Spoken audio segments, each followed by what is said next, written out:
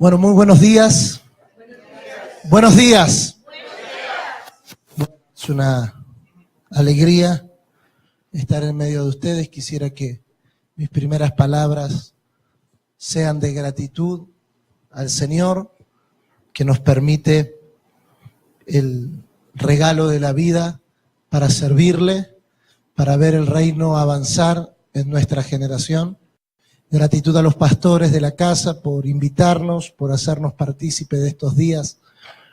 Y a cada uno de ustedes que, creyendo en una convocatoria del Señor, invirtieron de su tiempo, de sus recursos, de su esfuerzo para poder estar aquí. Yo quiero que usted abra la Escritura en Juan capítulo 17. Juan capítulo 17. Versículo 3. Yo quiero pedirle que usted saque para anotar. Vamos a enseñar en esta mañana. Tenemos 6 horas para enseñar de corrido. Gracias por ese amén tan entusiasmado.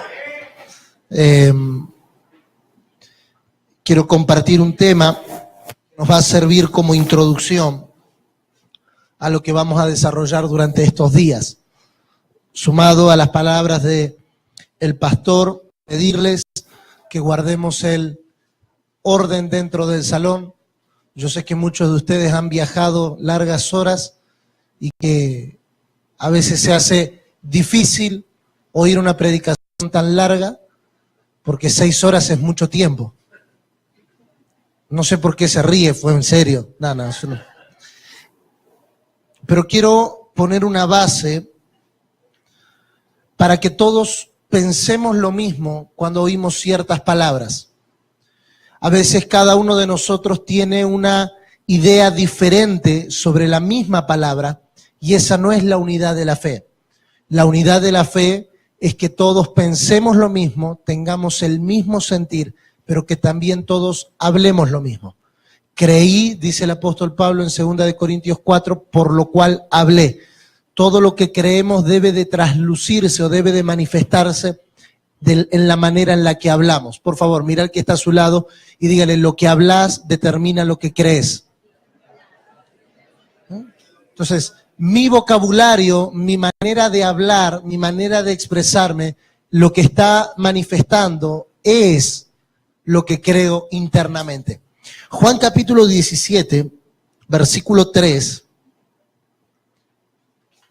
Dice: y esta es la vida eterna, que te conozcan a ti, el único Dios verdadero, y a Jesucristo, a quien has enviado. ¿Podemos leer el verso 3 todos juntos, por favor?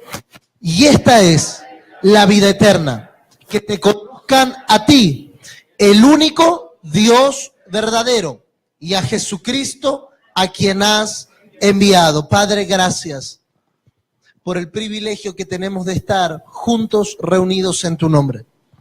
Señor, hablamos bien de estos días, creyendo que aquello que estaba preparado desde la eternidad para manifestarse en estos días será hecho.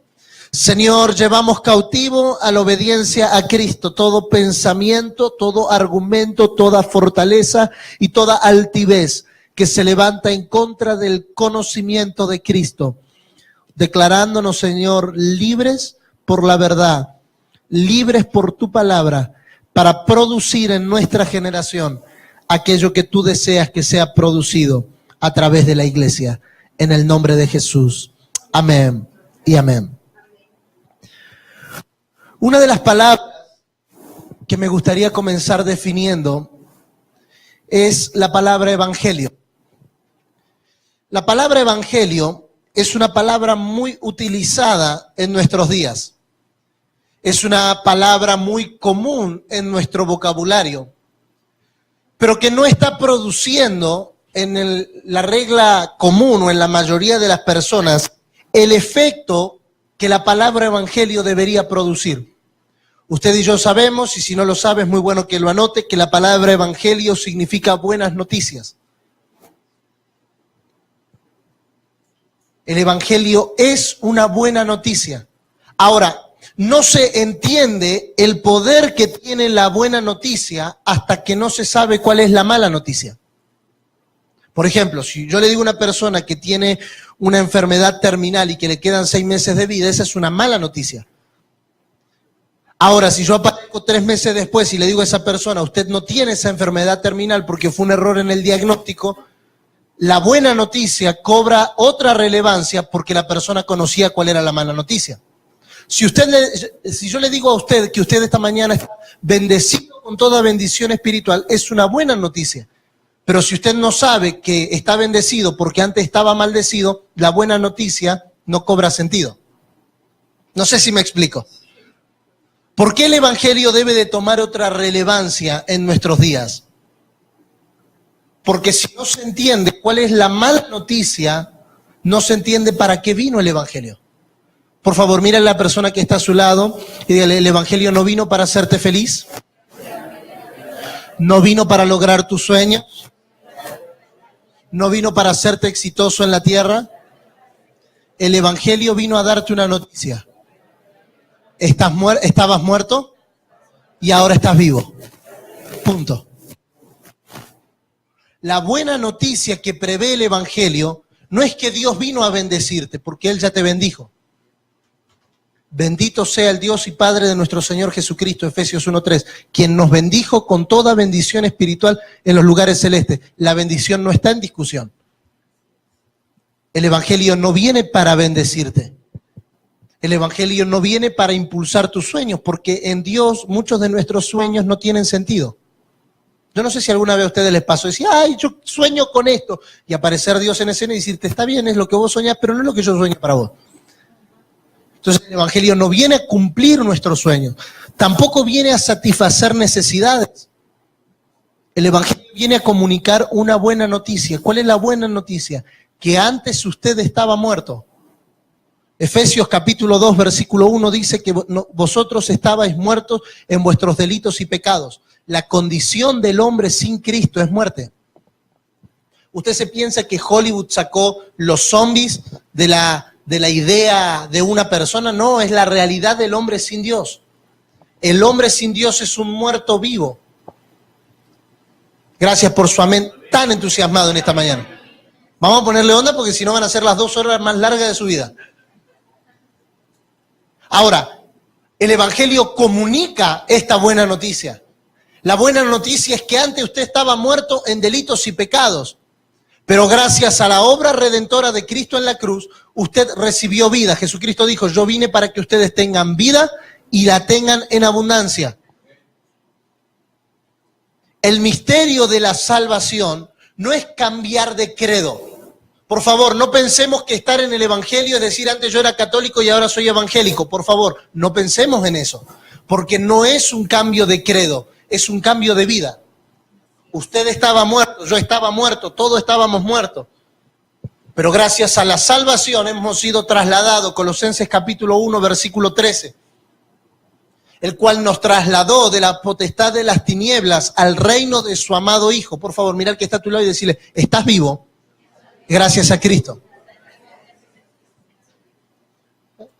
Fuimos trasladados, fuimos traspasados de un reino de muerte, de una potestad de muerte, de tinieblas, de oscuridad, al reino de su amado Hijo, para disfrutar en nuestros días. Pablo le dice a Timoteo, para que eches mano de la vida eterna.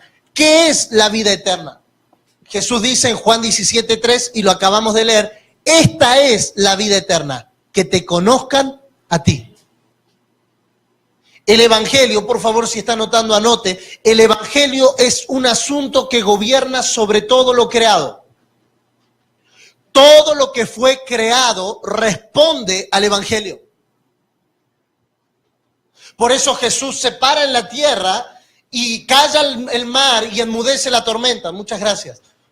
Por eso Jesús tiene poder sobre la física y sobre la química. Por eso Jesús tiene poder sobre las enfermedades. Por eso Jesús tiene, ¿por qué Él tiene poder? Porque la creación solo responde a lo que porta el Evangelio. Romanos capítulo 8, versículo 19 dice que la creación aguarda ardientemente la manifestación de los hijos de Dios. ¿Por qué? porque solo los hijos de Dios tienen el poder de hacer responder a la creación.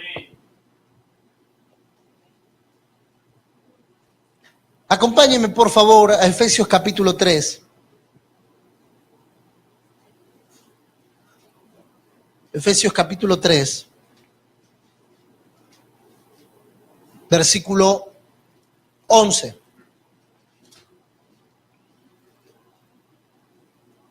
Efesios capítulo 3, versículo 11. Conforme, la palabra conforme es con la forma de o conforme al propósito eterno que hizo en Cristo Jesús, nuestro Señor, en quien tenemos seguridad y acceso con confianza por medio de la fe en Él. Resalte en su Biblia, si usted tiene su Biblia, conforme el propósito eterno de Dios.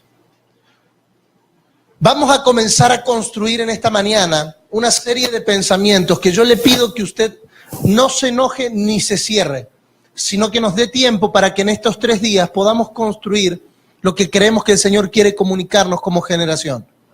Tu vida y mi vida no tiene un propósito. Por favor, escríbalo. Mi vida no tiene un propósito.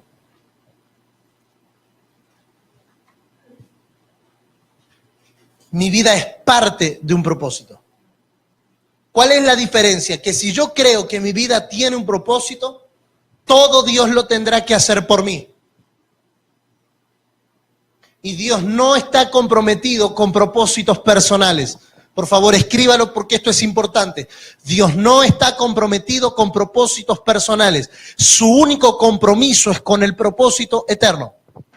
Entonces, yo no tengo un propósito en Dios, yo soy parte de un propósito según Dios. Nada empieza conmigo y nada termina conmigo. Todo es parte de una construcción de Dios en una generación. Por eso su propósito es eterno. Por eso le pedí que resalte en su Biblia conforme al propósito eterno. Porque todo lo que Dios hace es conforme a su propósito eterno.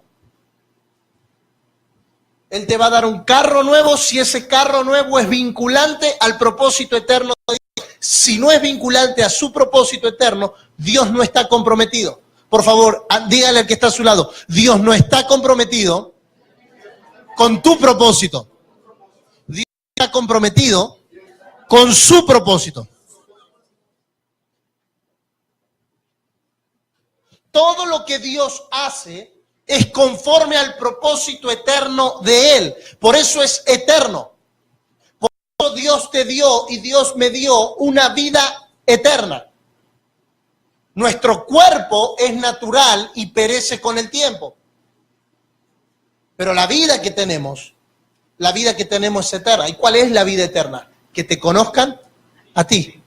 Podemos definir entonces, si usted solamente quiere anotarlo para tener claro este concepto, propósito eterno es la intención de Dios de darse a conocer.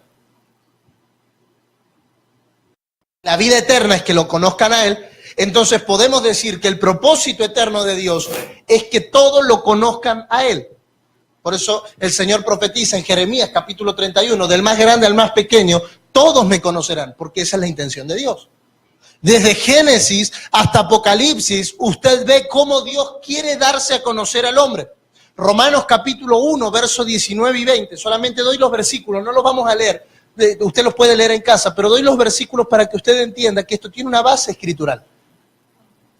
Romanos 1, 19 y 20 dice que el eterno poder de Dios, su eterno poder y deidad, se hace claramente visible a través de las cosas creadas. O sea, si yo veo a un árbol, lo que estoy viendo es a Dios, porque la creación, por favor, recuerde esto porque va a ser importante para construir el día de mañana. La creación es la forma más primaria en la que Dios se da a conocer. Todo Él lo hizo para que el hombre lo conozca, pero es la forma más primaria. Mañana vamos a hablar de eso. ¿Cuál es la forma más excelente de conocer a Dios?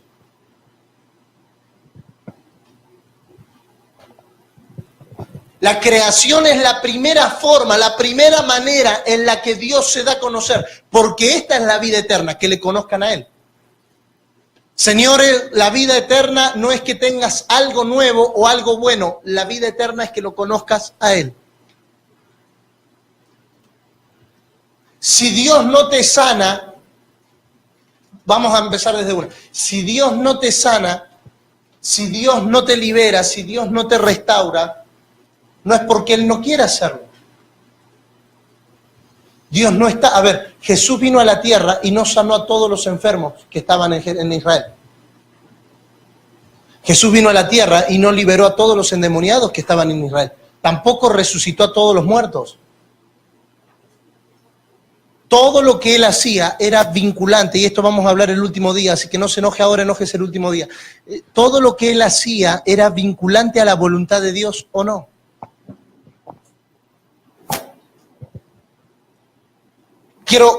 Solamente necesito poner esta base y yo le pido paciencia.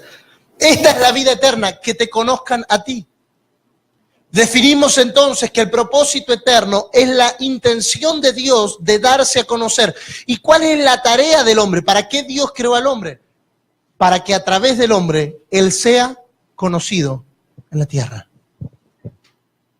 Por eso cuando Dios creó al hombre, Génesis 1:26, dijo, hagamos al hombre a nuestra imagen y semejanza. La palabra imagen, si usted quiere anotar, es la palabra reflejo. Imagen es reflejo. Cuando Dios creó al hombre, lo creó con la intención de que el hombre lo reflejara a Él. Por eso Adán podía ponerle nombre a los animales y nadie cuestionaba nada, porque no veían a Adán, veían a Dios a través de Adán. Por eso Adán caminaba por la tierra y decía, vos te vas a llamar vaca, y la vaca decía, mu, que traducido es amén. Y vos te vas a llamar perro, y el perro decía, wow, que traducido es así sea. ¿Por qué nadie cuestionaba la autoridad de Adán? Porque no era una autoridad propia, sino que era el reflejo de Dios a través de Adán. ¿Qué fue lo que el hombre perdió con el pecado? El hombre no perdió la semejanza de Dios. El hombre perdió la imagen de Dios. Busque por favor Génesis capítulo 5, versículo 1.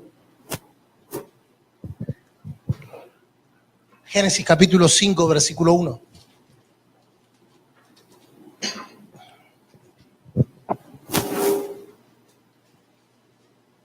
Este es el libro de las generaciones de Adán.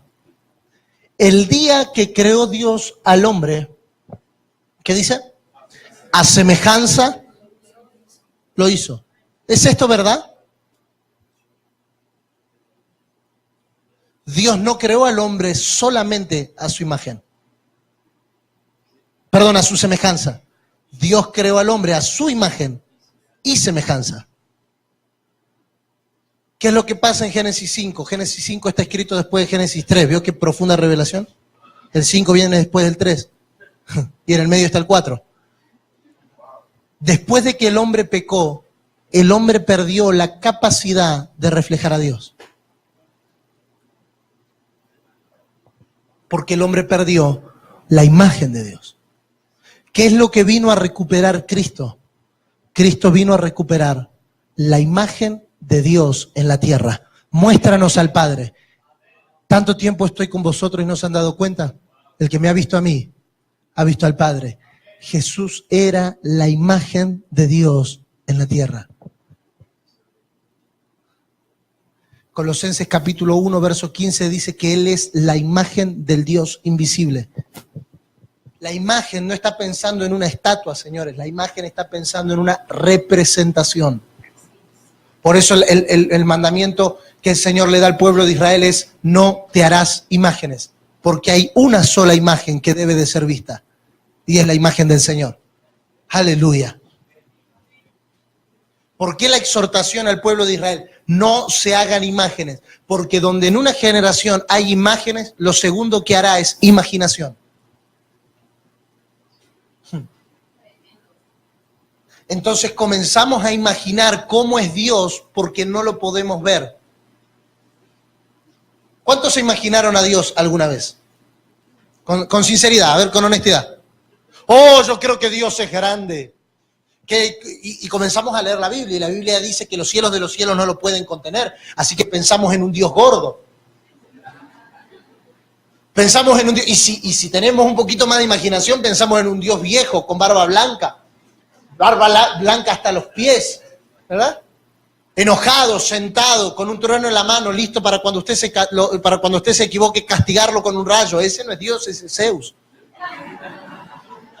Pero como nos comenzamos a imaginar, cada uno de nosotros comienza a tener una imagen diferente de Dios. Entonces comenzamos a discutir, no, Dios tiene barba blanca, no, Dios tiene ojos claros, no, Dios tiene pelo rubio, no, Dios es moreno, no, Dios es mujer, no, Dios es hombre. ¿Dónde nacen todas esas imágenes? De la imaginación de alguien que no vio a Dios.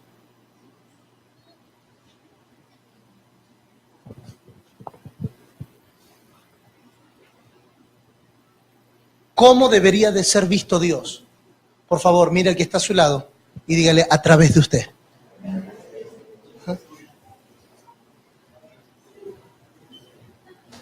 La función de la iglesia no es pelear entre ellas para ver quién tiene más gente. La función de la iglesia es dar a conocer a Dios. Por eso la iglesia es el cuerpo de Cristo. Así como usted y yo necesitamos de un espíritu para intervenir en el mundo espiritual, Dios necesita de un cuerpo para intervenir en el mundo natural. Un cuerpo que sea visto. Por eso, por favor, diga conmigo, yo soy la iglesia. ¿Qué es lo que la gente está viendo en usted? Nada, pastor, pero yo tengo 12 años. ¿Qué es lo que la gente está viendo? Jesús tenía 12 años, estaba en el negocio del Padre y todos se asombraban de su inteligencia y su denuedo. La edad no define representatividad. No, bueno, cuando usted tenga 45 años va a poder representar a Dios. Discúlpeme, pero Jesús vino a la tierra y representó a Dios durante los 33 años y medio que vivió. Edad no define representatividad. Lo que define cuánto lo represento es cuánto lo conozco. No puedo dar a conocer a alguien que no conozco. Por eso esta es la vida eterna. Que te conozcan a ti, el único Dios verdadero, y a Jesucristo a quien tú has enviado. Por favor, diga conmigo bien fuerte, conocer. La palabra conocer es una de las palabras más fuertes de las Escrituras. En el Nuevo Testamento aparece más de 270 veces. Y conoceréis la verdad, y la verdad os hará libre.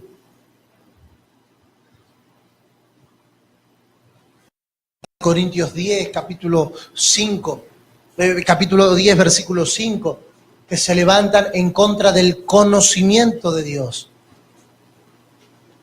Todo el misterio del Evangelio, por favor, escríbalo porque esto tal vez hoy no sea algo difícil de entender con nuestra mente, pero en nuestro espíritu no es así. Fuimos creados para conocerlo. El misterio del Evangelio es conocerlo. Vuelvo y repito, usted no puede dar a conocer a alguien que no conoce. Por eso conocer es la base del Evangelio. El asunto es que usted no define que lo conoce, porque hay gente que dice, yo lo conozco a Dios. Lo que define cuánto usted lo conoce es cuánto usted lo da a conocer.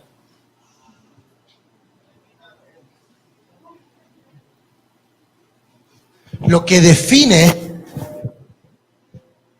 cuánto usted lo conoce no es que usted diga, yo conozco al Señor hace 25 años atrás. Yo conozco al Señor desde la cuna. Lo que define cuánto usted conoce de Dios es cuánto usted da a conocer. Si usted y yo no le damos a conocer, es porque no le conocemos. Esta noche vamos a hablar de eso. Nadie puede expresar aquel que primero no conoce.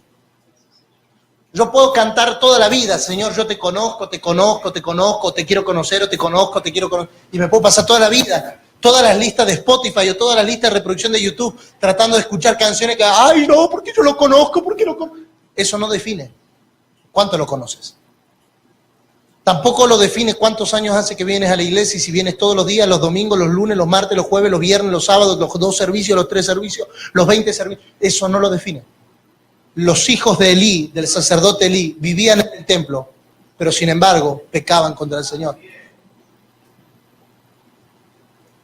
Lo que define cuánto lo conocemos es cuánto lo damos a conocer. Por ende, no soy yo quien juzga cuánto lo conozco. Yo no puedo decir, oh, yo conozco a Dios, pastor, desde hace mucho tiempo. Es el pastor el que tiene que decir, verdaderamente, este hombre conoce a Dios. ¿Por qué? Porque este hombre lo puede representar. Por favor, escríbalo porque se lo va a olvidar. Solo representamos a aquel que conocemos. Solo representamos a aquel que conocemos.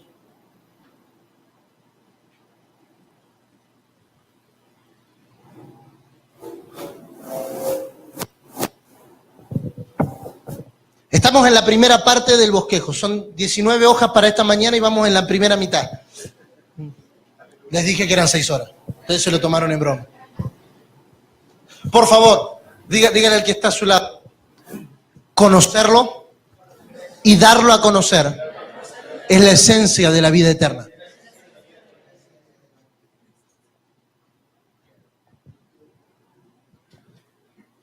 No se puede expresar, no se puede manifestar aquel que no se conoce primero.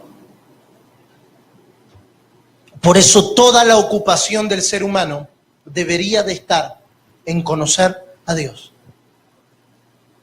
Si además de conocer a Dios puedo servir en otra cosa, es genial.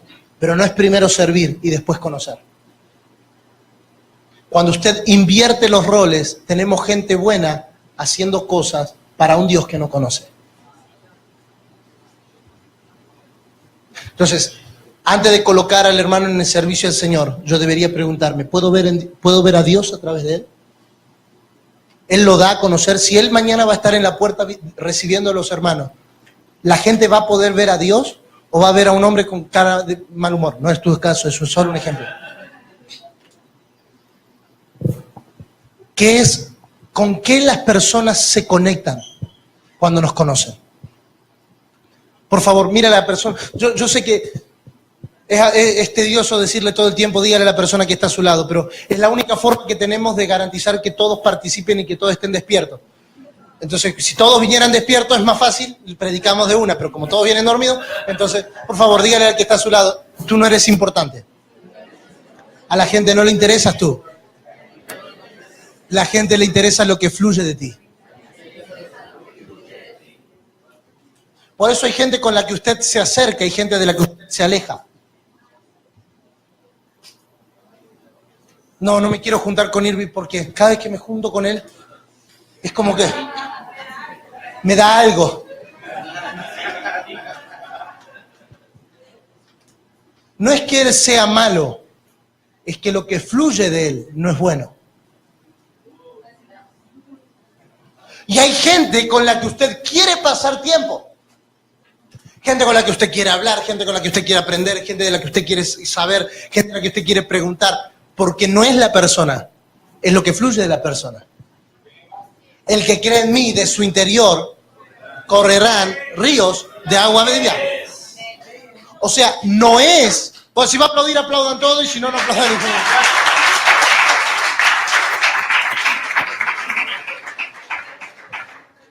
El problema es que nosotros nos hemos centrado y hemos hecho del evangelio un evangelio antropocéntrico. ¿Qué es un evangelio antropocéntrico, pastor? Donde el hombre está en el centro. Jesús resolvía las cosas más fáciles. Quien ayudaba al propósito eterno de Dios era amigo. Quien lo estorbaba era Satanás. Aunque ese Satanás sea Pedro y aunque ese amigo sea Judas. ¿Cómo usted explica que Jesús a Judas, todos saben quién era Judas, ¿verdad? Así no leemos la Biblia, el que lo traicionó. ¿Cómo usted explica que Jesús a Judas le dijo amigo? Y a Pedro, que fue más fiel, Pedro que estaba dispuesto a cortar orejas, lo llamó de Satanás. O sea, piense usted, si tu discipulador o tu líder te llama de Satanás, ¿cuál sería tu reacción? Me voy de esta iglesia, pastor, porque acá no hay amor. Acá la gente le dicen Satanás. Oiga, presta atención. Jesús, no estamos hablando del diablo. Jesús le dijo a Pedro Satanás. Pero lo más interesante es que 4 versículos antes le había dicho que él era Pedro y sobre esa roca edificaría la iglesia. Seguramente si Pedro viviera en nuestros días hubiese mandado a Jesús al psicólogo para tratar el trastorno de bipolaridad. ¿Cómo usted explica que Jesús le dice, tú eres Pedro y sobre esta roca edificaré mi iglesia y las puertas del Hades no prevalecerán contra él? Imagínese Pedro. Acá llegó el Pedro de la iglesia. Y 3 versículos más adelante, apártate de mí, Satanás.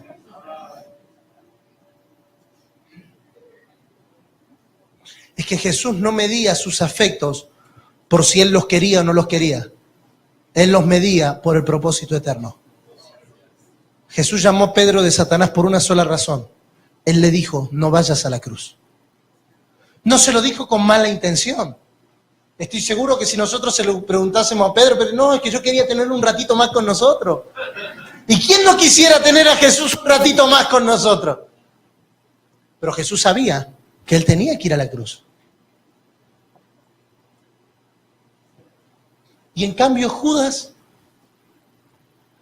que lo traicionó, que lo entregó, que lo vendió por 30 piezas de plata, lo llama de amigo.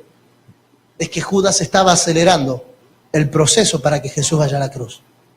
Señores, nuestras amistades no se miden por si nos queremos o no nos queremos.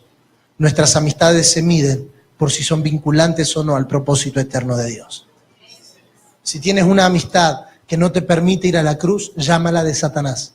Es preferible que se enoje hoy y no que seas infiel al propósito de Dios. Esta parte ya no aplauden todo. Hay gente que para ti te traicionará, pero para el propósito eterno será tu amigo. Porque te dará el impulso que te falta para ir a la cruz. Por favor, mira el que está a su lado, pero el del otro lado porque al de ese lado ya lo cansó. Y dígale, los próximos días definirás otra vez tus amistades. Ay, pero somos amigos hace 25 años. Bueno, algunos no tienen ni 25 años, pero hace 4 años que somos amigos.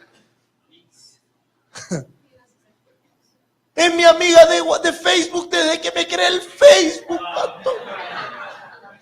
Me sigue y me pone like en todas las fotos que subo en Instagram. La pregunta es vinculante al propósito eterno? Y no, cada vez que estoy con él o cada vez que estoy con ella, no conozco menos a Dios. Que ellos se conviertan a ti y no te conviertas tú a ellos. Pero pastor, ¿qué hago entonces? Conoce a Dios y deja que Dios sea conocido a través tuyo.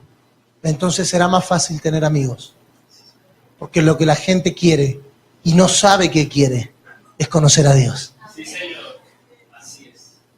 En regla general, la gente no tiene problemas con Dios. Si usted le habla a una persona de Dios, no, con Dios, todo bien. Buena onda. De vez en cuando voy a misa, de vez en cuando le prendo una vela. No, con Dios no tengo drama. Pero no me hables de la iglesia. ¿Alguna vez escuchó esa frase? No me toqué el tema de la iglesia, porque yo conozco uno que decía que era cristiano, pero le pegaba a la esposa. El problema no es Dios. El problema es quién lo representa. por favor, no representemos mal el Evangelio. Es preferible perder que avergonzar el Evangelio.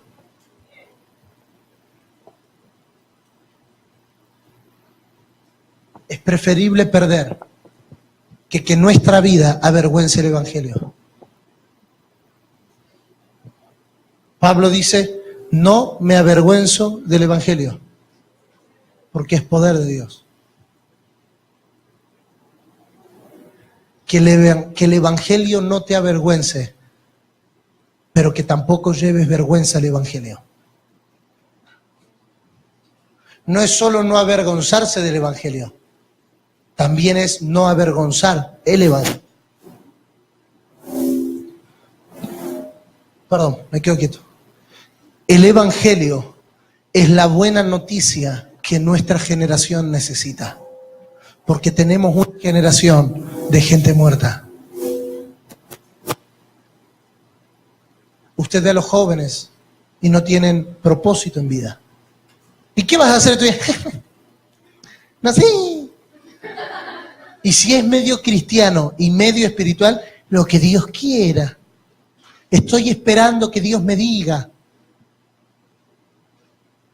Todos nuestros, ¿se entiende la expresión líos? ¿Sí?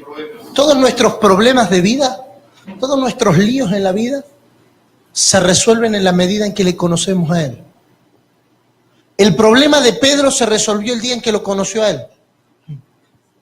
La palabra Simón significa junco movido por el viento. O sea, alguien que es inconstante, de doble ánimo. Esos cristianos que gracias a Dios que en Colombia no hay, que un día están bien y 2 días están mal. Que salen el domingo después del servicio y hermano, ¿cómo está usted? Oh, bendecido hermano. Bendecido hasta los huesos. Esta semana le voy a predicar a todo el barrio de Dios. Se lo encuentra el miércoles en el supermercado. Y hermano, ¿cómo anda? Y acá andábamos, pastor. En la lucha, en la prueba, la cosa está difícil. ¿Es mala esa persona? No, pero es un junco movido por el viento. Si en el medio el patrón lo echó del trabajo, ya está triste. Si no le pagaron a tiempo, ya está deprimido, porque es inconstante.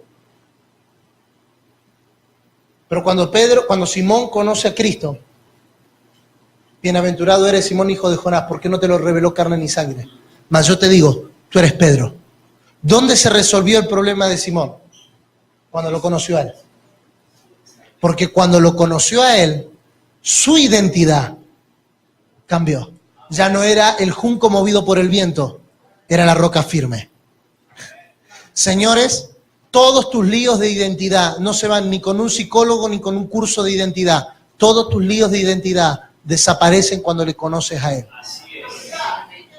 Porque una cosa es lo que dice la gente de ti, Simón, pero otra cosa es lo que yo te digo. Mas yo te digo, tú eres Pedro. Punto, fin de la discusión.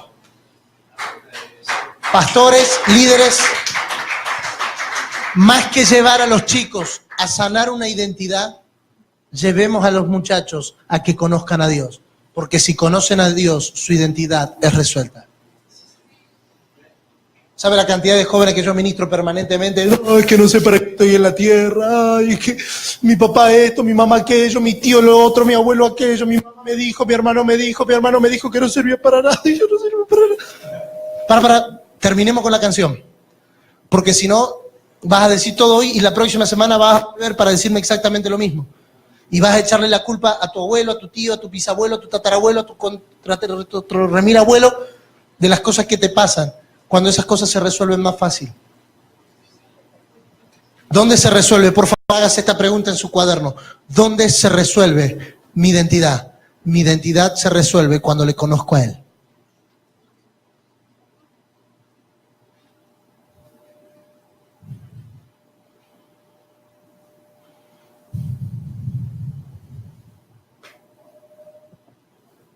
Mi identidad se resuelve cuando le conozco a Él. Puedo pasarme toda la vida tratando de sanar una identidad o puedo conocerle a Él y mi identidad se resuelve en un instante.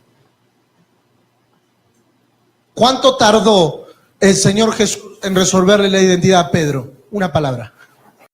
Yo te digo, tú eres Pedro, ¿listo? Se terminó la historia. ¿Vamos bien hasta acá? Sí. ¿Sí o no? Sí. ¿Amén o no amén? Amén.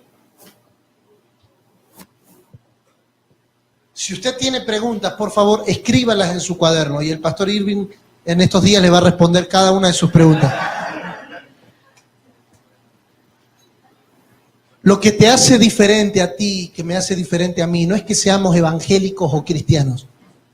Lo que nos hace diferente de la sociedad es que hayamos entendido para qué estamos en la tierra. Y no estás en la tierra para ser un abogado, esa es la excusa de Dios. Estás en la tierra para darlo a conocer a Él. Cualquiera sea la expresión en la que Dios te asigne darlo a conocer. Tal vez te llamó a ser deportista, ese no es el propósito, ese es el medio.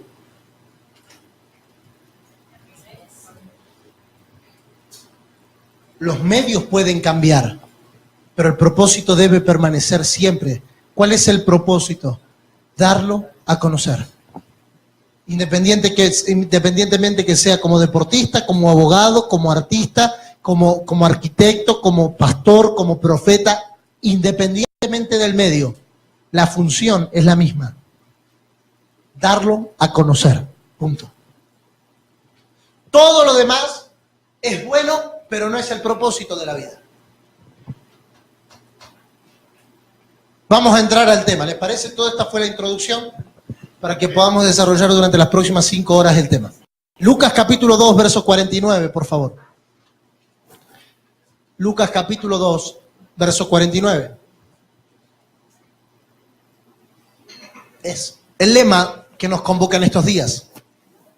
Entonces Él les dijo, yo no sé si existe la posibilidad que me puedan subir un poquitito el retorno, acá, de acá, muchas gracias. Entonces Él les dijo, ¿por qué me buscabais? ¿No sabíais que en los negocios de mi Padre me es necesario estar? Por favor, diga conmigo, en los negocios de mi Padre.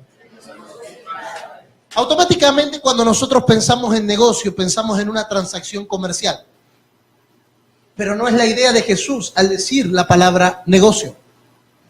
Vamos a tratar de definir en esta mañana, y será el tema de los próximos 50 minutos antes de irnos al almuerzo, ¿qué significa el negocio del Padre? ¿A qué nos referimos cuando hablamos de que Dios tiene un negocio?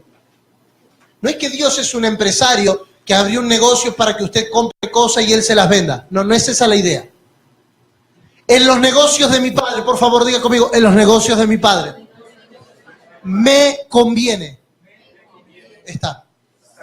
Para Jesús, los negocios del Padre eran un asunto de conveniencia. Le convenía estar en los negocios del Padre.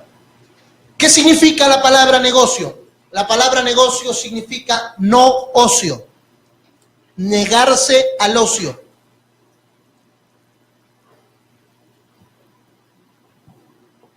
¿Qué es el ocio?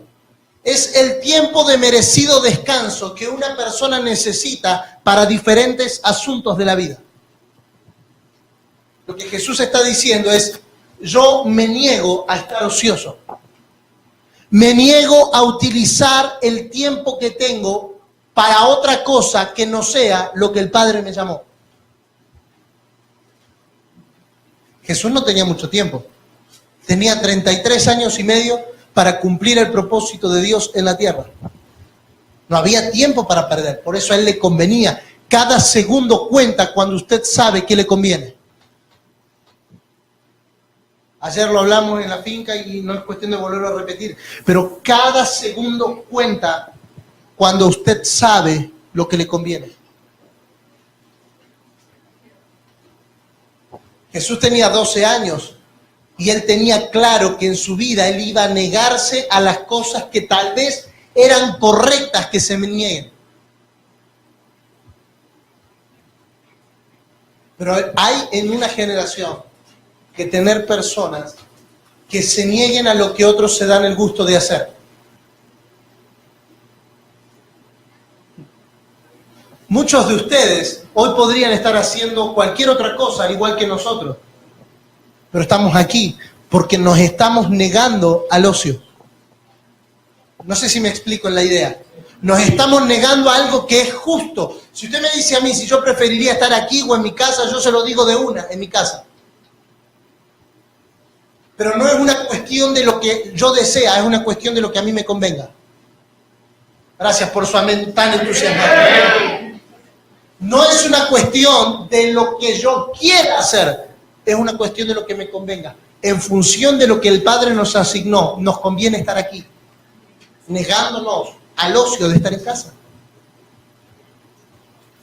Siempre vas a tener que tomar la decisión de negarte a tu tiempo o de entrar a lo que le convenga al Padre. Siempre esta va a ser la disyuntiva de tu vida. No es, ay, me compro las zapatillas, no, Adidas, Superstar o las Nike. No, ese no es el negocio del Padre. El negocio del Padre es a qué me niego para que me convenga estar donde el Padre quiere que yo esté. Por eso el Evangelio es un asunto de negación. El que quiera seguirme, tome su cruz, niéguese a sí mismo y sígame. Por favor, escriba, debo de identificar a qué cosas me debo de negar.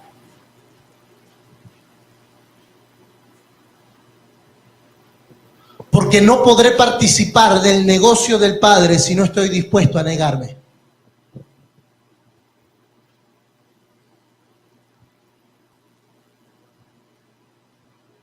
La palabra negocio significa negarnos al privilegio de ocupar el tiempo que nos merecemos en distracciones y relax para invertirlo en aquello que aún no hemos entendido del Evangelio. Usted está aquí en esta mañana negándose a tiempos merecidos que usted pudiera estar, no sé, jugando a la PlayStation, mirando Facebook, mirando Instagram, tal vez usted está, ojalá que este argentino termine de predicar rápido para que pueda volver a mirar el celular sin culpa. Tranquilo, ya quedan 45 minutos y terminamos. Cualquier semejanza con la realidad es pura coincidencia. Esas risas afirman lo que estoy diciendo. La palabra negocio significa negarnos al privilegio de ocupar el tiempo. Hay algo que a usted no le va a volver jamás y es el tiempo. No tiene mucho tiempo. Ay, no, pero yo espero vivir 85 años. Aún así, en función de Dios, es poco tiempo. Para Dios, un día son como 1000 años. O sea, usted va a estar muriendo y Dios no le debe haber pasado ni una hora. En lo que Dios se toma un Juan Valdés, aleluya. Usted está viviendo, naciendo y muriendo mientras Dios está dando el primer sorbo. No hay mucho tiempo. Es verdad, Dios tiene paciencia. Si usted se equivoca hoy, Dios tiene paciencia para perdonarte. Si te equivocas mañana, Dios tiene paciencia para perdonarte. Si te equivocas dentro de 20 años, Dios tiene paciencia para perdonarte. El problema es que usted no tiene mucho tiempo. Entonces usted puede equivocarse las veces que quiera y Dios perdonarte las veces que usted se equivoque. El asunto es que te puede pasar toda la vida equivocándote y se te pasa la vida y no hiciste nada. Por favor, mira que está a tu lado y si tiene menos de 20 años, mucho mejor. Y decirle, no pierdas el tiempo. Y si no tiene menos de 20 años, crea que tenga menos de 20 años y dígaselo. No pierdas el tiempo. Alguien tiene que negarse a ocupar el tiempo en pavadas, boberas, bobadas. Bobadas. Alguien tiene que dejar de ocupar el tiempo en bobadas y dedicarse a lo que le conviene. No te conviene tener una buena empresa, te conviene agradar al Padre. Y si es en una buena empresa, mejor. Pero el objetivo no es la buena empresa. El objetivo es que en esa buena empresa el Padre sea conocido. Así es.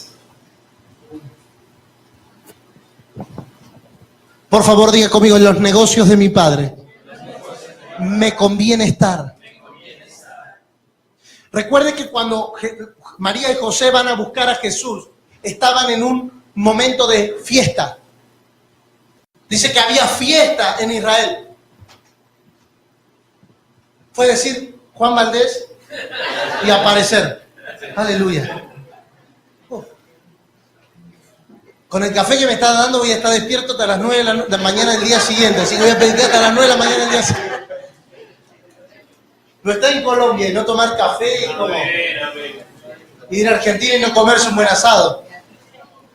Por favor, digan conmigo, Jesús estaba de fiesta. Jesús estaba de fiesta. Pero Él se negó a la fiesta. Todo el pueblo estaba de fiesta. ¿Y Jesús dónde estaba? En el templo. Alguien se tiene que negar al tiempo merecido de cosas que no se aprovechan para hacer cosas que verdaderamente convengan.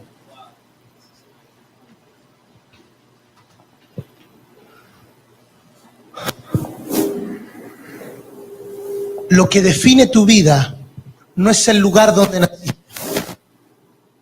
no es la familia en la que naciste, no es la condición social en la que naciste. Lo que define tu vida es en qué negocio estás.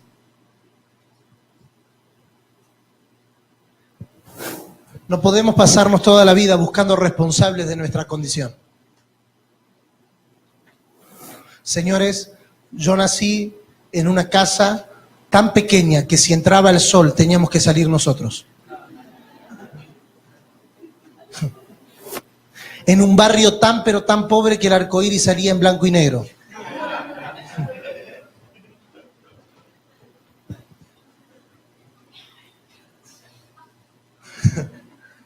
Donde la música ambiental de nuestra casa no eran parlantes con música sonando, eran las ratas corriendo por abajo de la madera.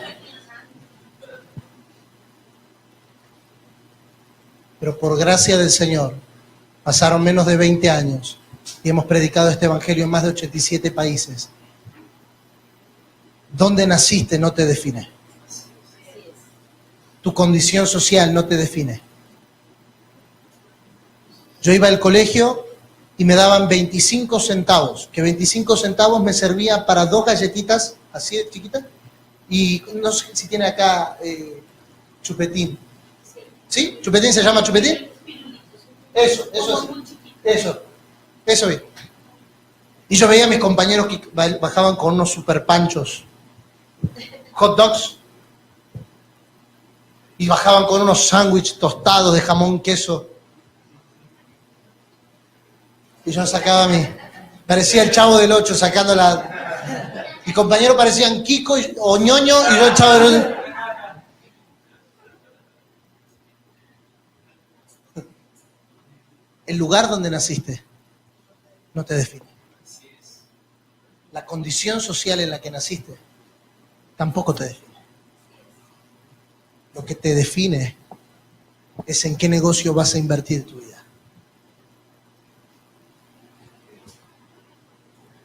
Yo le contaba estos días a mi esposa, yo tenía una capacidad que nadie en mi colegio tenía, y era que mis zapatillas hablaban. Me crecía el pie, pero no crecía la zapatilla. Entonces se rompía la parte de adelante y yo caminaba y las zapatillas chaplaf, chaplaf, chaplaf, chaplaf. Entonces, ¿qué hacían? Me lo ataban con una cinta. Yo caminaba, y por eso me compraban las zapatillas negras, porque la cinta era negra, entonces no se notaba que estaba encintado. Señores, no te define tu entorno. No te define tu lugar de nacimiento. Lo que te define es en qué negocio vas a invertir. A los 7 años yo entré en el instituto bíblico y no me dejaban entrar, porque la edad mínima era 16. Así que fui a hablar con la directora y le dije, yo quiero entrar. Y ella me dijo, no podés. Tenés 7 años, vas a cumplir 8 el mes que viene, y la edad mínima es 16, tenés menos de la mitad permitida. Bueno, le digo, ¿qué tengo que hacer para...? Le digo, no puedo pagar la cuota, pero quiero estudiar. Años después, ella me confesó que lo que me lo dijo para que yo, de una manera muy sutil, desista de estudiar. Ella me dijo, vas a estudiar las primeras 8 materias del primer año. Y en 1 mes y medio vas a venir a rendir. Y en las 8 materias tenés que sacar más de 8 para que te dejemos entrar. Bueno, fui, estudié las 8 materias y en 1 mes y medio rendí las 8 materias. Pentateuco, teología bíblica y sistemática, el Evangelio de Juan, cristología de Apocalipsis, por si alguno estudió en algún seminario bíblico, homilética, hermenéutica, materias pesadas. Y me presenté a rendir. Y rendí. Y saqué 10 en todos los exámenes. Y ella me dice, pero no te podemos dejar entrar. No, espera acá. Espérese tantito, pues. Usted me dijo que si yo rendía a las 8 y sacaba más de 8 me dejaba entrar. No, pero no puedo entrar. No te puedo dejar entrar. No, usted lo dijo. El lugar donde naciste no te define. Lo que te define es en qué negocio vas a invertir tu vida. Jesús sabía a sus 12 años en qué iba a invertir su vida. Y si vos le preguntás, gracias a Dios a ninguno de los que está acá, pero a algunos de los muchachos que están afuera, 12, 15, 16, 20 años, ¿qué vas a decir?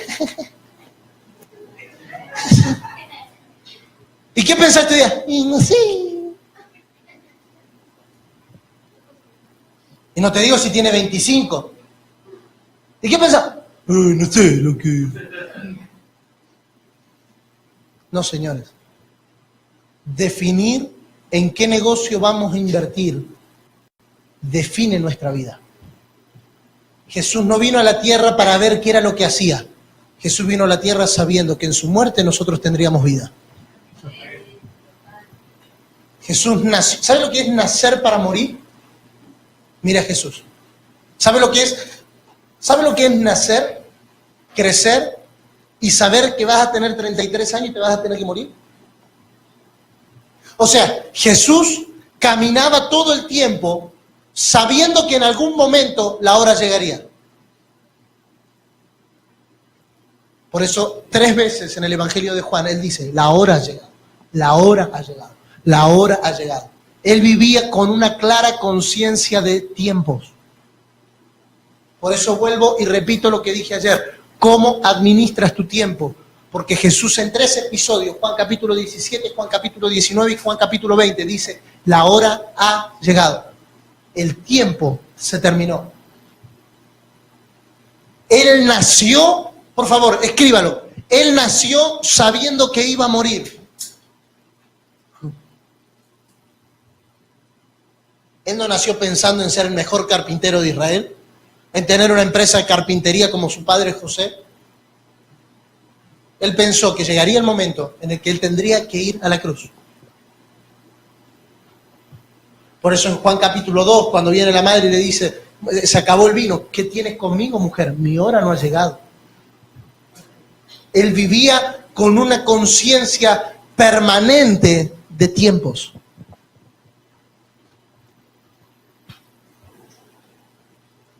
¿Cuál es el negocio del Padre? Para eso vamos a entender lo que dice Génesis capítulo 24, versículo 1, por favor. Busca en su Biblia Génesis capítulo 24, versículo 1.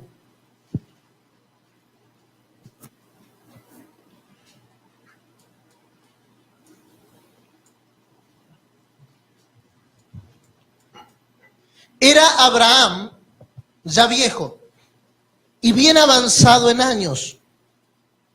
Y Jehová había bendecido a Abraham en todo, diga conmigo, en todo. Y dijo Abraham a un criado suyo, el más viejo de su casa, que era el que gobernaba en todo lo que tenía, pon ahora tu mano debajo de mi muslo, y te juramentaré por Jehová, Dios de los cielos y Dios de la tierra, que no tomarás para mi hijo mujer de las hijas de los cananeos, entre los cuales yo habito, sino que irás a mi tierra y a mi parentela y tomarás mujer para mi hijo Isaac. El criado le respondió, quizá la mujer no querrá venir en pos de mí a esta tierra. ¿Volveré pues tu hijo a la tierra de donde ya saliste? Y Abraham le dijo, guárdate que no vuelvas a mi hijo allá. Jehová, Dios de los cielos, que me tomó de la casa de mi padre y de la tierra de mi parentela y me habló y me juró diciendo, a tu descendencia daré esta tierra. Él enviará a su ángel delante de ti y tú traerás de allá mujer para mi hijo. Y si la mujer no quisiere venir en pos de ti, serás libre de este mi juramento, solamente que no vuelvas a mi hijo allá. Verso 9, por favor.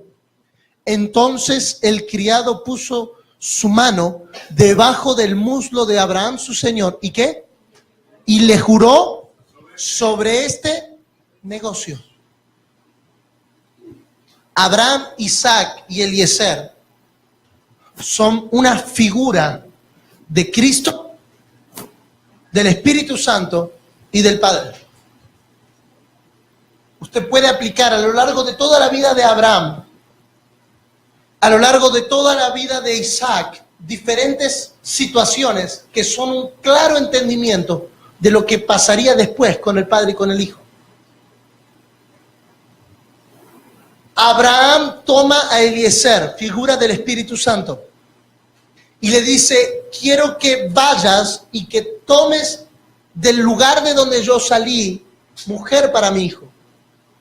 Diga conmigo, el negocio del Padre era que el hijo tenga esposa.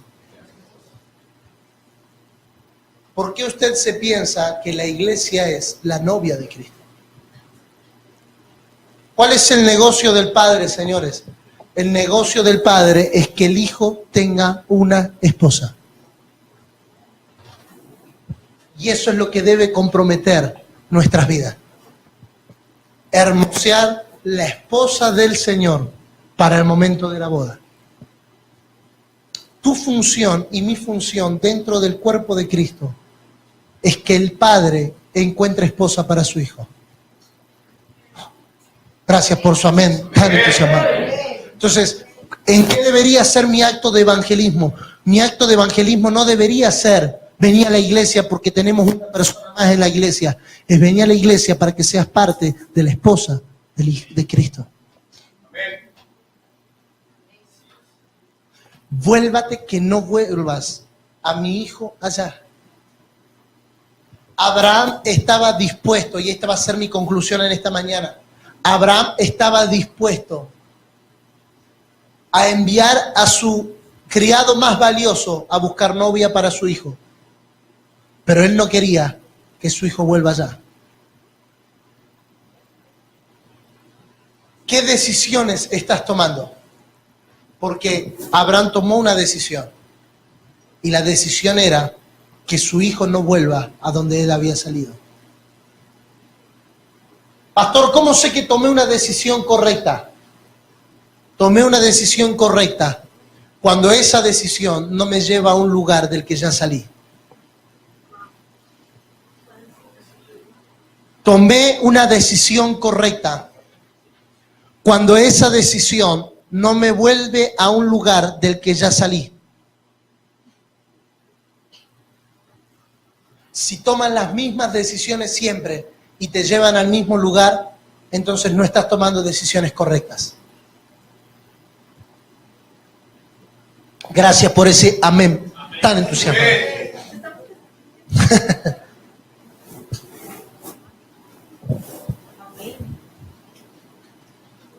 ¿Cómo sé que la decisión que tomé es correcta? Porque nunca me llevará a retroceder. Por eso el libro de Hebreos dice que nosotros no somos de los que retroceden para perdición, sino de los que avanzamos por fe para la preservación del alma. Y ese será mi tema mañana, cómo se preserva el alma. Dios es monotemático. Dios no tiene muchos mensajes. Dios no tiene muchas formas en las que Él habla. Dios lo único que quiere, por favor escríbalo porque esta es la médula del Evangelio. Dios lo único que quiere es darse a conocer como Padre. Es darse a conocer como Padre. Que a través del Espíritu Santo conozcamos a su Hijo.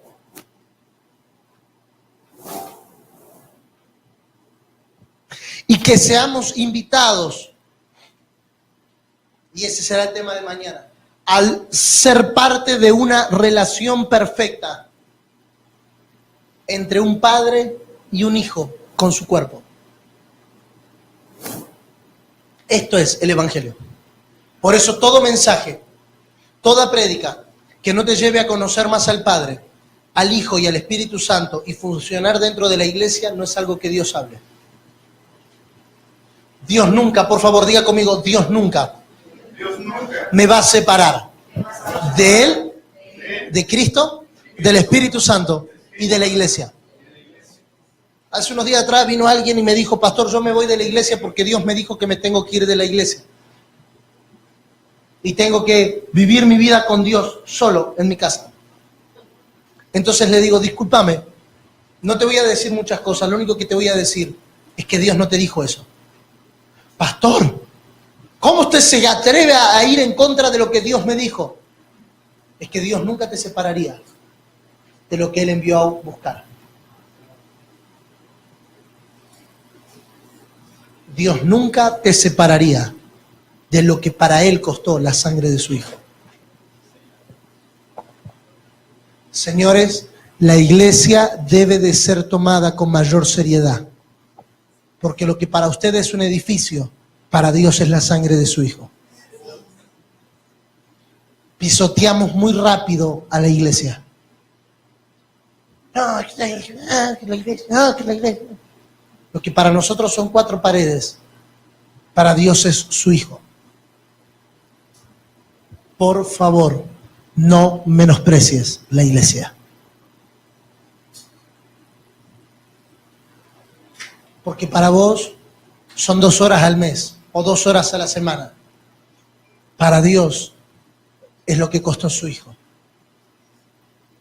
No se puede separar a Cristo de la iglesia. Saulo, ¿por qué me persigues? Y Saulo podría haber dicho, no, Señor, yo no te persigo a ti, yo persigo a la iglesia. Es que no se puede separar a Cristo de la iglesia. Valora con mayor responsabilidad la iglesia. Porque la iglesia no es solo el lugar donde nos reunimos, esa es la congregación. La iglesia es el sacrificio de Cristo hecho carne. Hay 3 misterios, y con esto yo quiero ir cerrando. Hay 3 misterios en las Escrituras. El misterio de Dios, el Padre, Colosenses 2:2. El misterio del Hijo y el misterio de la iglesia. ¿Qué es un misterio? Mayormente cuando se hace una pregunta es porque se espera una respuesta. ¿Qué es un misterio?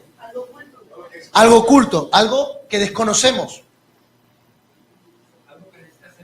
Algo que necesita ser encontrado. Algo que debido a su valor se guarda. Usted no sale por la calle después de ir al supermercado con su tarjeta de crédito o de débito y al primer buen hombre o buena mujer que pase por la esquina le dice, toma, acá está mi tarjeta de crédito. El código de seguridad es tanto. Esta es mi tarjeta de débito. El PIN para retirar plata del cajero es este. Y tengo tanta plata en el cajero, ¿podés sacarla toda? No, usted... Vamos a ir a un ejemplo más tecnológico. Usted no le da la clave de su celular a cualquier persona. Tampoco le da la contraseña de su Facebook a cualquier persona. Hay cosas que se guardan como misterio. ¿Por qué? Debido al valor que la persona le asigne. Un misterio es algo que no se ve. Como bien decían ustedes, es algo que debe de ser revelado. Dios decidió encerrarse a sí mismo en un misterio. A esto le llamamos el misterio del Padre. Juan capítulo 1, verso 18.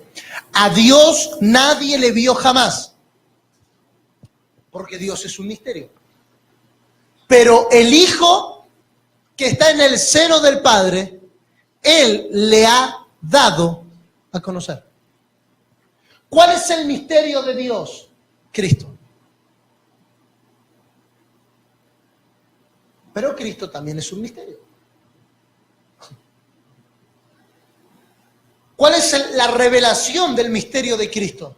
La iglesia. Nadie puede conocer a Cristo si no es a través de la iglesia. Por eso es la iglesia la encargada de representar y dar a conocer a Cristo para que el Padre sea conocido. Señores, nadie conocerá a Cristo si no es a través de la iglesia. Por eso, y este será el tema de esta noche, por eso urge en la iglesia un sentido de representatividad. La gente no irá a la iglesia por la actividad que hagamos, sino por la vida que vivamos. Así es. Y este es el negocio del Padre. Que el Hijo tenga esposa. Y nuestra función es ser ese criado que colabore para que la esposa sea encontrada. Aleluya. Por favor, incline su rostro allí donde está. Padre, danos revelación de lo que estas palabras significan. Danos entendimiento de lo que esta palabra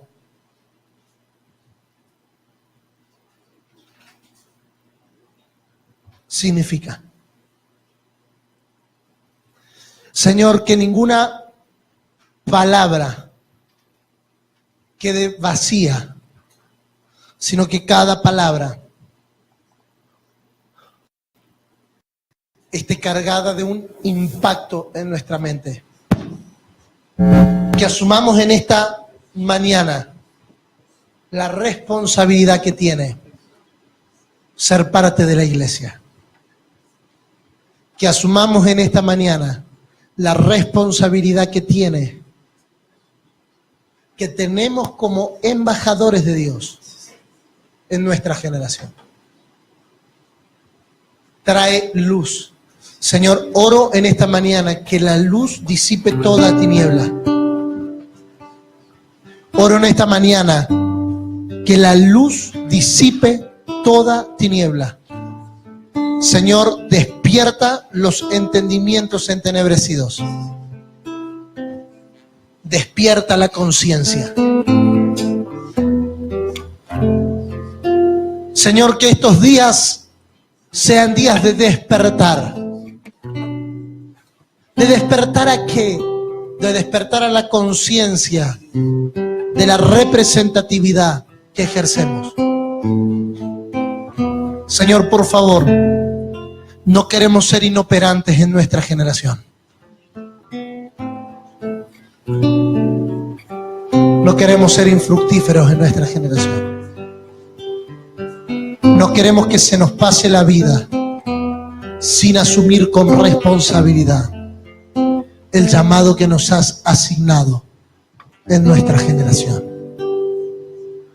Que podamos decir a lo largo de estos 3 días, en los negocios de mi Padre me conviene estar.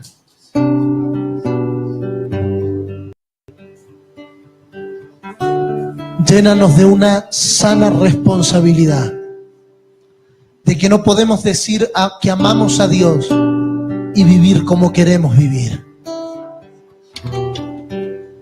Que no podemos decir que amamos a la iglesia y vivir como a nosotros se nos place vivir. Estar en el negocio del Padre tiene sus propias reglas, no leyes, reglas. Tiene sus propios desafíos, tiene sus propias formas. No se puede hacer como yo quiero. Señores, no se puede servir a Dios como yo quiero servir. Mi servicio a Dios es como Él quiere que yo le sirva. Dios no se va a acomodar a lo que usted quiera que Dios haga. será usted quien deberá acomodarse a lo que Dios quiere hacer. Padre, gracias. Señor, en estos días consagramos nuestro ser integral, espíritu, alma y cuerpo, para dedicarnos a entender las cosas que hasta ahora no habíamos entendido. Declaramos, Señor, en esta mañana la misma palabra de Jesús en Lucas 2:49. En los negocios de mi Padre me es necesario, me conviene. Hay conveniencia en estar. Gracias, Señor. Que esta palabra continúe trabajando con nosotros a lo largo de toda esta jornada.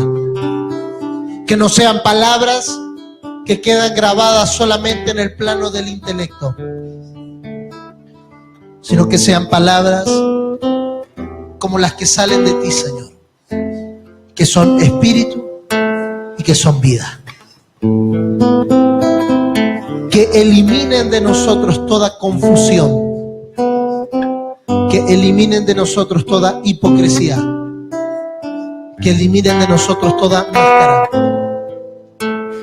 y que haya en nosotros un firme compromiso a vivir tu vida en nosotros. En el nombre de Jesús. Amén.